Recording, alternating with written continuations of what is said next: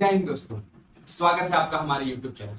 आशा करते हैं आप स्वस्थ होंगे, मस्त होंगे और अपने अपने घरों में पढ़ रहे होंगे। तो जैसा कि आपको पता है कि कल आपका विज्ञान का पेपर है और 28 मई के कुछ वायरल प्रश्न पत्र हैं। जो वायरल करने का मतलब जिसकी आने की संभावना बहुत ही ज्यादा होती है। बहुत ही ज्यादा मीन्स 95 से 99% ऐसे चांसेस हैं कि आपके एग्जाम में ये क्वेश्चन आते हैं।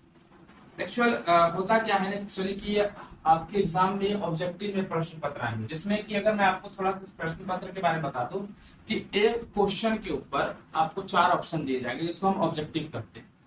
और इसी ऑब्जेक्टिव में देखा जाए तो आपके पास 30 ऑब्जेक्टिव होंगे, जिसमें कि आपको किन्हीं 20 को करना पड़ेगा।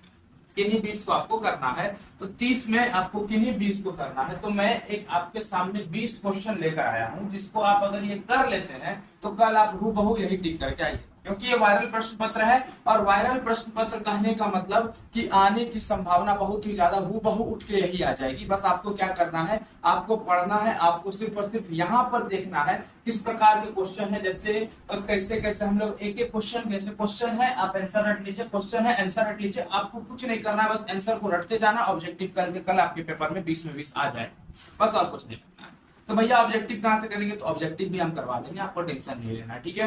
तो पहले आप सब्जेक्टिव कहाँ से करेंगे, तो सब्जेक्टिव के लिए आपको टेंशन नहीं लेना है, सब्जेक्टिव भी आपका हो जाएगा। पहले आप ऑब्जेक्टिव के ऊपर विशेष फोकस करिए। ऑब्जेक्टिव अगर हम कंप्लीट कर लेते हैं तो हमारा 20 नंबर सिक्योर आसानी से हो जाएगा।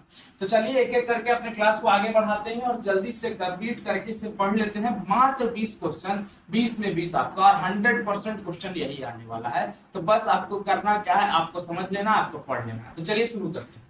सबसे पहला सवाल, प्रकाश की किरणें गमन करती है। तो प्रकाश की किरणें कहाँ गमन करती है, अगर मैं बात करूं तो प्रकाश की किरणें सीधी रेखा में गमन करती है। किस रेखा में गमन करती है बच्चा, सीधी रेखा में गमन करती है कि नहीं है। सबसे पहली बात तो थोड़ा सा आपको मैं ये बता दूं, बिहार बोर्ड अपने आपा से खो चुका है, बिहार बोर्ड अपने आपा को पार कर चुका है। अभी एग्जाम, चलिए 10th क्लास का, चलिए ठीक है 10th का मासिक परीक्षा हो रहा है, चलिए कोई बात। आए दिन आपने सुना होगा कि 11th का मासिक परीक्षा, जहां पर बच्चों का रजिस्ट्रेशन नहीं हुआ, ना ही कुछ हुआ है, बिहार बोर्ड वहां पर आए दिन बच्चों के भविष्य के साथ खेल रहा है।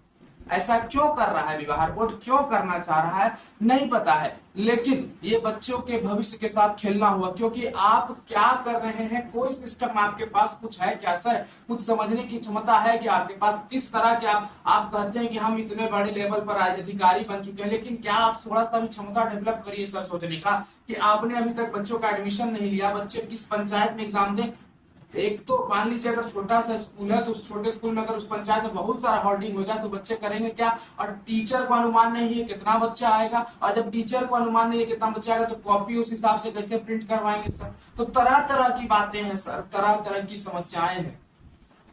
मेरे हिसाब से तो इस एग्जाम को कैंसिल कर देना चाहिए। अगर आप लोग आगे बढ़िए तो इस मुहिम को आगे बढ़ाया जाए और वीडियो को शेयर किया जाए कि cancel the exam of Bihar board class 11th, जो कि मासिक परीक्षा है। क्यों भाई, मासिक परीक्षा को कैंसिल किया जाए क्लास 11th, जहां पर सरकार फेल हुए हैं, आप सर बिहार बोर्ड आप फेल है यहाँ पर। चलिए आइए बिना टाइम को वेस्ट करते हैं। तो प्रकाश की किरणें गमन करती है सीधी रेखा में।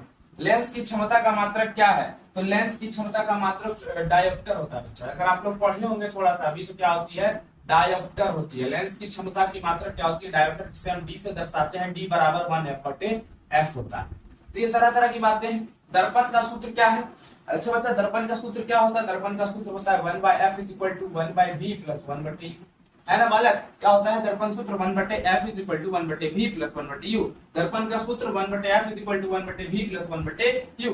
किस लेंस की फोकस दूरी क्या होती है, धनात्मक होती है।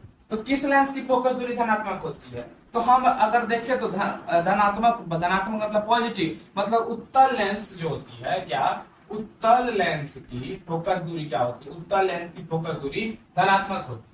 और किस दर्पण की फोकस दूरी धनात्मक, दर्पण, यहां पर लेंस पूछा गया था बच्चा, इस चीज को देखना है आप लोगों को। किस लेंस की फोकस दूरी धनात्मक होती है, तो वो कौन सी लेंस होती है, उत्तल लेंस होती है। लेकिन वही अगर दर्पण भी पूछा जाए किस दर्पण की फोकस दूरी धनात्मक होती है, तो वो भी क्या होगी, उत्तल दर्पण ही होगी। इस चीज के ऊपर फोकस करना है, जो कि फोकस दूरी है। तो फोकस दूरी धनात्मक किसकी होती है, फोकस दूरी धनात्मक उत्तल दर्पण की होती है। फोकस दूरी कौन सी लेंस की होती है, तो उत्तल लेंस की ही होती है, ठीक है। अब आगे बढ़ते हैं। किसी लेंस द्वारा उत्पन्न आवर्धन का ऐसा ही मात्रक क्या होता है, तो आवर्धन का ऐसा ही मात्रक नहीं होता है। आवर्धन का ऐसा ही मात्रक नहीं होता है, तो मात्रक विहीन होता है। ये क्या होता है? मात्रक विहीन, मतलब डायमेंशनलेस, कोई मात्रक नहीं होता इसका। किस माध्यम में प्रकाश की चाल अधिकतम गमन करती है? तो कौन सा ऐसा माध्यम है जिसमें प्रकाश की चाल सबसे ज्यादा चलती है? तो याद रखना है तुम लोगों को, प्रकाश की चाल जो होती है अधिकतम किसमें चलती है? तो प्रकाश की चाल अधिकतम हवा में होती है। किसमें होती है? हवा में। अगला सवाल, कौन सा लेंस अपसारी लेंस भी कहलाता है?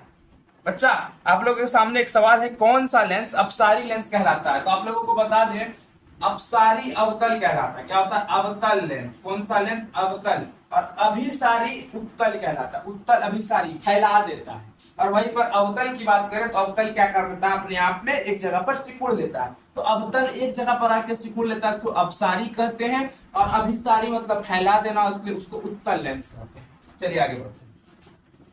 दंत विशेषज्ञ किस दर्पण का, दांत का जो चिकित्सक होता है वो सब कौन सा दर्पण का प्रयोग करता है मरीज के दांत को देखने के लिए? सबसे पहली बात, दंत विशेषज्ञ क्यों प्रयोग करता है? तो दंत विशेषज्ञ की बात करें तो वो इसलिए प्रयोग करता है ताकि दांत बड़ा दिखे। तो बड़ा किस में दिखेगा? अवतल दर्पण में दिखेगा। सिंपल बात है। तो कौन से दर्पण में दिखेगा? अवतल दर्पण में आसानी से दिखता है दांत, वो भी कैसा? बड़ा। निर्वात में प्रकाश की चाल क्या होती है? सिंपल प्रकाश की चाल अगर हम बात करें निर्वात में, तो निर्वात में प्रकाश की चाल होती है बच्चा 3 × 10⁸ मीटर पर सेकंड। 3 गुने 10 का पावर 8, 10 का घात 8 मीटर पर सेकंड क्या होती है? 10 का घात 8 मीटर पर सेकंड निर्वात में प्रकाश की चाल होती है। अगला, परावर्तन के नियम को निर्धारित होती है। परावर्तन का जो नियम होता है वो क्या निर्धारित करती है?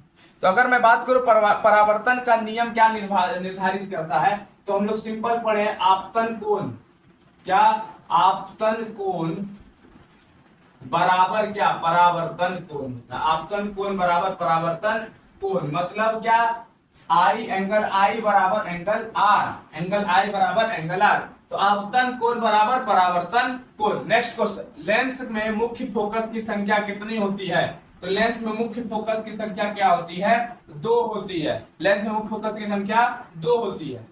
समतल दर्पण द्वारा प्रतिबिंब, समतल दर्पण के द्वारा जो प्रतिबिंब बनता है बच्चा, वो कैसा होता है? तो अगर मैं बात करूं तो समतल दर्पण, समतल मतलब जो हम घर में उपयोग करते हैं, तो वो कैसा होता है? काल्पनिक होता है। भैया काल्पनिक का मतलब है, वो काल्पनिक का मतलब होता है जब कोई, सबसे पहले बात, प्रतिबिंब क्या होता है? जो हमारे से निकल कर कहीं पर लगता है कि मिल रहा है एक दूसरे को, जहां पर दो प्रकाश की रेखा परावर्तन करने के बाद, दो प्रकाश की रेखा परावर्तन करने के बाद जहां पर मिले उसको क्या कहते हैं? उसको हम प्रतिबिंब कहते हैं।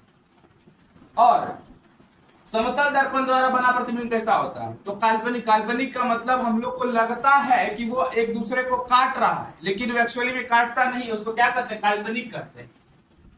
ठीक है। प्रकाश के अपवर्तन के नियम, प्रकाश का अपवर्तन का नियम क्या होता है? साइन आई बराबर साइन आर होता है। क्या होता है? साइन आई बराबर साइन आर होता है। कोई दिक्कत बच्चा आप लोगों को नहीं होनी चाहिए। तो प्रकाश के अपवर्तन के नियम कितने हैं? 2 हैं। कितने हैं? 2। और एक चीज जान लीजिए, प्रकाश के अपवर्तन के नियम कितने हैं? 2 हैं। तो आप लोगों के ऑप्शन में आएगा 1 2 3 4। तो आप लोगों को क्या टिक करना है? आप लोगों को 2 टिक करना है। प्रकाश के परावर्तन के नियम कितने हैं? तो प्रकाश के परावर्तन के नियम भी क्या है? 2 हैं। आप लोगों को कितना टिक करना है? 2 को टिक करना है। अगला सवाल, किसी माध्यम के अपवर्तनांक म्यू का मान होता है। किसी माध्यम में अपवर्तनांक जो होता है, अपवर्तनांक का मान कितना होता है? तो म्यू का मान क्या होता है बच्चा? साइन आई बटे साइन आर होता है। क्या होता है? साइन आई बटे साइन आर। तो म्यू का मान, म्यू बराबर साइन आई बटे साइन आर होता है। तो आप लोगों को इस चीज की कल्पना होनी चाहिए। ठीक है। दाढ़ी बनाने के लिए कौन सा दर्पण, दाढ़ी बनाने के लिए भी हम लोग कौन सा दर्पण का उपयोग करते हैं? अवतल दर्पण का प्रयोग करते हैं। किस दर्पण का प्रयोग करते हैं बालक? अवतल दर्पण का दाढ़ी बनाने के लिए भी प्रयोग करते हैं। इस चीज को याद रखना है। कौन सा पदार्थ लेंस बनाने के लिए प्रयोग नहीं होता? तो बहुतों ऑप्शन रहेगा। आप लोगों को क्या टिक करना है? मिट्टी जो है लेंस बनाने में प्रयोग नहीं होता है। किस दर्पण से वस्तु का प्रतिबिंब बड़ा बनता है? तो कौन सा ऐसा दर्पण है जिससे वस्तु का प्रतिबिंब बड़ा बनेगा? सिंपल बात है, उत्तल दर्पण ऐसा एक दर्पण है जिससे वस्तु का दर्पण क्या होता है? सॉरी, अवतल, क्योंकि दांत में भी हम लोग प्रयोग करते हैं बड़ा देखने के लिए। तो अवतल दर्पण जो होती है वो ऐसा दर्पण होती है जो कि वस्तु का प्रतिबिंब बड़ा बना के दिखाता है। काल्पनिक प्रतिबिंब कैसा होता है? तो काल्पनिक प्रतिबिंब सीधा होता है। क्या होता है? काल्पनिक प्रतिबिंब सीधा। तो आपको ऑप्शन में क्या टिक करना है? सीधा के ऊपर टिक करना है। किसी दर्पण से वस्तु का प्रतिबिंब बड़ा बनता है तो अवतल पर कौन सा पदार्थ लेंस बनाने के उपयोग में होता है? मिट्टी होती है। तो कौन सा दर्पण हमको बड़ा बनाकर देता है प्रतिबिंब? वो अवतल दर्पण देता है। तो ये तरह तरह की बातें हैं और ये 20 ऑब्जेक्टिव आपका कंप्लीट हो गया। आप जल्दी से इसका स्क्रीनशॉट ले लीजिए और आप इसको रिवाइज करते रहिए और एक चीज को फोकस करते रहिए ताकि आपके एग्जाम और मासिक परीक्षा आपका अच्छा चला जाए। चलिए अब हम सब्जेक्टिव की ओर चलेंगे, तो आपका नेक्स्ट वीडियो जल्दी आने वाला है और सब्जेक्टिव की ओर चलते हैं। तब तक के लिए जल्दी से इसे रिवीजन कर ले और जल्दी से जल्दी देख के लोगों को शेयर करें, लोगों को बोलिए सब्सक्राइब करने, आप भी सब्सक्राइब करिए और आगे पढ़िए, अच्छे से पढ़िए। तब तक के लिए धन्यवाद। जय हिंद। आपका एग्जाम अच्छा जाए।